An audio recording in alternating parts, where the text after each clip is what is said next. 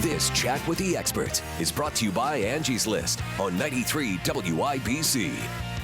Welcome back to Chat with the Experts, brought to you by Angie's List. It's been an extremely healthy conversation today with Jacob Gordon of Heartland Family Benefits, talking all about health insurance. And we've got more to come on today's show. It's time to transition now to our Writer's Block segment. This is the portion of the show where we welcome in one of the creators of Angie's List online and magazine content to get their perspective on the stories that they are writing. And today we're talking about life insurance. And helping us out in this discussion is Cynthia Wilson, a reporter with Angie's List, who's joined us on the show in the past to discuss several different health topics. And her goal at Angie's List is to make sure that you understand the pros and cons of your decision and learn what medical services will cost before you accept them. She's also spent a great deal of time reporting on healthcare debt and researching consumer trends for investment portfolio managers. We're very happy to have her back with us today. Cynthia, welcome to Chat with the Experts. Well, thank you, Kyle, for having me. You know, I mentioned you've come on the show to talk about insurance and health topics before. You're an expert reporter in the field. Do you still get confused by the insurance conversation? Are there steps you still have to take to make sure that you're up to speed on everything? Most definitely. I bought some of the insurance recently, actually, in the past 6 months, and you know, insurance companies introduce new products all the time, Mm-hmm. and even if if you're dealing with the traditional products, there still be maybe some things that have changed about that product. So you really do need to kind of stay abreast or deal with someone, a professional who can help you navigate it. And thank God, Angie's List has a very extensive list of professionals to help you. Well, last year you wrote a piece about questions to ask when life insurance companies track health habits. And you start your article by talking about a company that offered certain perks for healthy policy holders. Share a little bit about what you learned about that. Well, basically, the company, I guess it was a way to try to attract consumers and also kind of get them thinking about, you know, their health, you know, things that affect life insurance. You know, when you stop and think about it, you know, when you buy life insurance, that your premium is going to be based on how healthy you are at the time. Mm-hmm. So, you know, when I looked at this, I thought it was interesting that this was a way to attract people and also to introduce new products, and just the whole notion that you could actually get something back for a life insurance policy that typically only pays you once you die. Yeah. so it was really fascinating to learn about some of those perks. One interesting thing that you talked about is how to go about budgeting for your life insurance. What are some steps you should take there? Well, I think the first thing that you should think about when you're budgeting for life insurance is whether or not you can afford it. I don't think you should not let yourself be talked into a policy that you cannot maintain, because if you don't have life insurance, then you're going to have to go out and look for it again. But basically, you can always upgrade your policy at some time later. It can be a year or two down the road. But when you are budgeting for life insurance, again, you want to make sure it's something you can afford. You want to look at what your current and future expenses are, you know, and ask yourself why you're even buying the insurance. Is it to pay off debt, college expenses, mortgage, you know, if it's an inheritance that you want to leave for someone. Right. But the main thing is that you do want to make sure that you can pay that premium month to month. Yeah. You know, we talked earlier in the show with Jacob about the importance of speaking with a professional, somebody that kind of understands in terms of health insurance, and talking about life insurance, the same sort of notion still exists there. How important is it to actually have an insurance agent that can help you make these sorts of decisions? Well, I would not buy life insurance without an agent. An agent or a broker. If you know the insurance company that you want to do business with because you like their rating, then you can maybe go and deal specifically with an agent. If you are unsure based on your own health condition and so forth, you can again deal with a broker. But when you're dealing with a professional, you know, they can help you compare costs, compare policies. They can answer whatever questions you have. They can check the company ratings, and they can make sure you invest in the right policy. But more important than that, you know, if you should ever need them for anything, they can help you handle those claims. Yeah, no question. Speaking of comparisons, share with us some tips that you learned about comparing life insurance benefits and premiums as you're walking through this process. Well, first, again, when you buy life insurance, you're talking about, it's like a balance sheet. It's a snapshot of your current situation based on, it's based on past medical history. So say, for instance, you've been diagnosed with high blood pressure.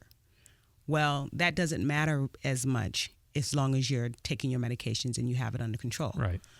So if you're trying to get a good premium, you're trying to get the coverage that you need, you want to compare apples to apples. So you don't want to say, I'm getting $100,000 in coverage, and you're looking at $100,000 in coverage for a whole in term.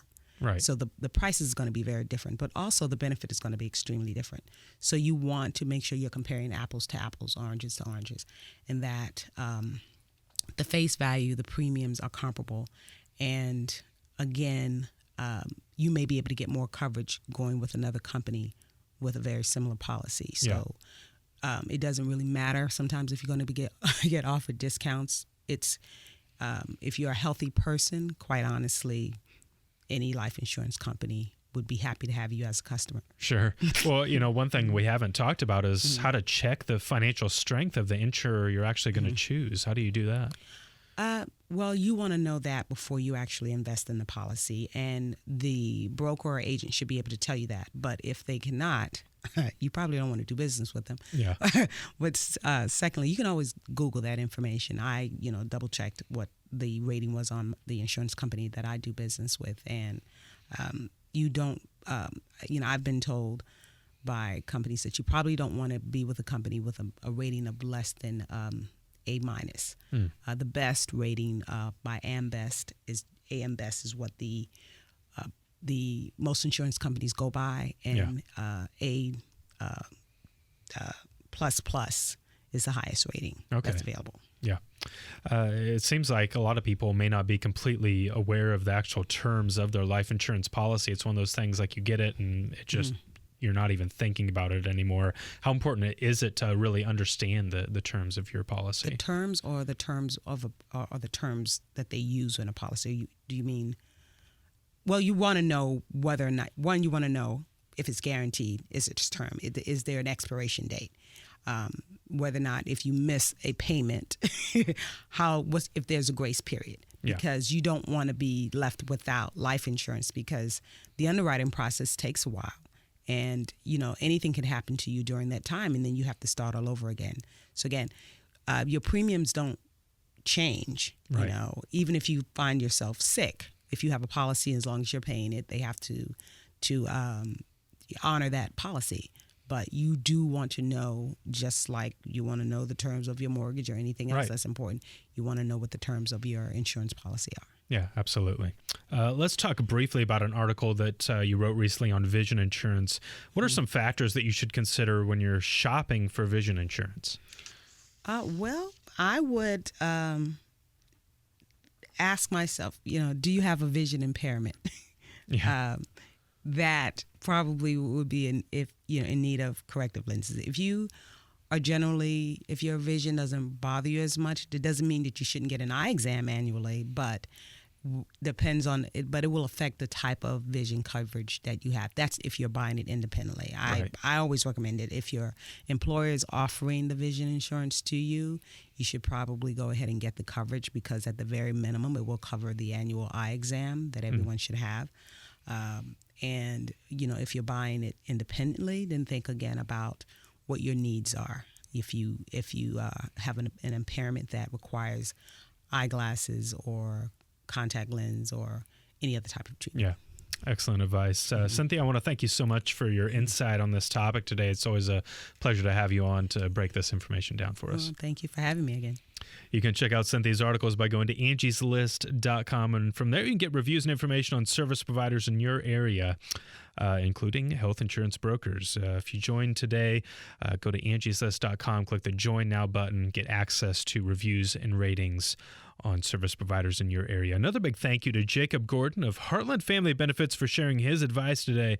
As always, if you missed anything at all, you can catch up on all of our shows by downloading our podcast. Just pull up iTunes on your home computer or the podcast app on your smartphone. Search Chat with the Experts and hit the subscribe button. That is going to do it for today's show. Thank you so much for joining us on Chat with the Experts. I'm Kyle Hawk, and we'll catch you next time. More than 2 million members use the power of Angie's List to find and hire great local service providers. Whether you need a plumber or a pet sitter, Angie's List has you covered. See ratings and reviews in hundreds of categories, shop popular offers, and request scheduling assistance directly online. Memberships start at just $9.99 per year. That's less than $1 a month. Join now and get 40% off with promo code WIBC40. Visit angieslist.com today.